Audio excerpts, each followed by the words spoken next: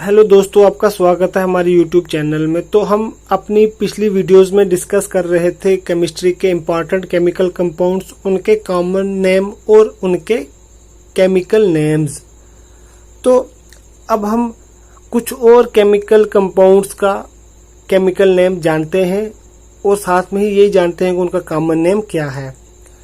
तो सबसे पहले है वंडर मेटल। तो हमें बताना है कि हम वंडर मेटल किसे कहते हैं, यानी कि ऐसा कौन सा एलिमेंट है या फिर ऐसा कौन सा कंपाउंड है जिसे हम वंडर मेटल के नाम से जानते हैं। तो वो है टाइटेनियम। तो हम टाइटेनियम को वंडर मेटल के नाम से जानते हैं। हमें पता है कि टाइटेनियम एक मेटल है जिसे हम वंडर मेटल कहते हैं। नेक्स्ट है केमिकल सन। तो अब हमें बताना है कि हम केमिकल सन किसे कहते हैं। तो वो है magnesium. Magnesium is commonly known as chemical sun. फिर है वाटर ग्लास। तो हम वाटर ग्लास किसे कहते हैं, वो है sodium silicate. Sodium silicate is commonly known as water glass. फिर है शुगर लेड। हमें बताना है कि शुगर ऑफ लेड हम किसे कहते हैं। तो शुगर ऑफ लेड हम कहते हैं लेड एसीटेट को। लेड एसीटेट एक कंपाउंड है। Lead acetate is commonly known as sugar of lead. फिर है क्विक सिल्वर। तो क्विक सिल्वर हम कहते हैं मरकरी को। Mercury is known as quick silver.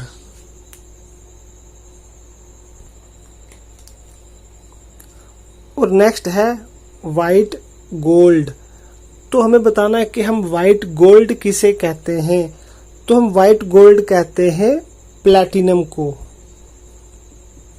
Platinum is known as white gold. ये आपके एग्जाम पॉइंट ऑफ व्यू से बहुत ज्यादा इंपॉर्टेंट है, क्योंकि एग्जाम में ये पूछा जाता है कि which element is known as white gold. यह पूछा जाएगा which is known as fuel of future. तो आपको ये याद कर लेना है, ये आपके टिप्स पे होने चाहिए। नेक्स्ट है फ्यूल ऑफ फ्यूचर। तो हम फ्यूल ऑफ फ्यूचर किसे कहते हैं। तो इसका आंसर है hydrogen. Hydrogen is known as fuel of future. तो अब साथ में है मेटल ऑफ फ्यूचर। तो हमें बताना है कि फ्यूचर का मेटल किसे कहा जाता है। तो मेटल ऑफ फ्यूचर है titanium. Titanium is known as metal of future.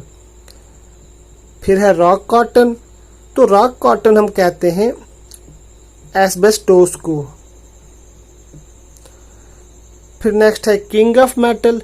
तो हमें बताना है कि किंग ऑफ मेटल किसे कहा जाता है। मेटल तो बहुत सारे हैं पीरियोडिक टेबल में, अगर हम देखें तो अब हमें बताना है कि उन सब में से उन सब का किंग किसे कहा जाता है। तो वो है गोल्ड।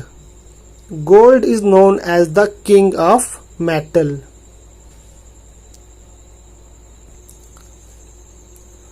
और अब नेक्स्ट है रॉयल सॉल्यूशन। तो हमें बताना है कि रॉयल सॉल्यूशन किसे कहा जाता है। तो रॉयल सॉल्यूशन कहा जाता है एक्वा रिजिया को। Aqua regia is commonly known as royal solution. फिर है ग्रेन अल्कोहल। तो ग्रेन अल्कोहल हम कहते हैं इथेनॉल को। Ethanol is known as grain alcohol.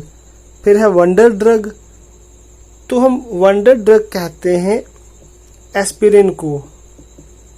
Aspirin is known as wonder drug. फिर है किंग ऑफ पॉइजन। तो हमें बताना है कि किंग ऑफ पॉइजन किसे कहा जाता है। तो वो है आर्सेनिक। आर्सेनिक एक एलिमेंट है। Arsenic is known as king of poison. फिर है येलो केक।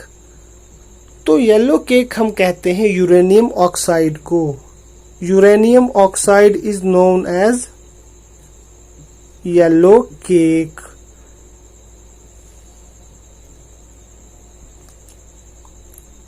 और नेक्स्ट है हमारे पास फूल्स गोल्ड।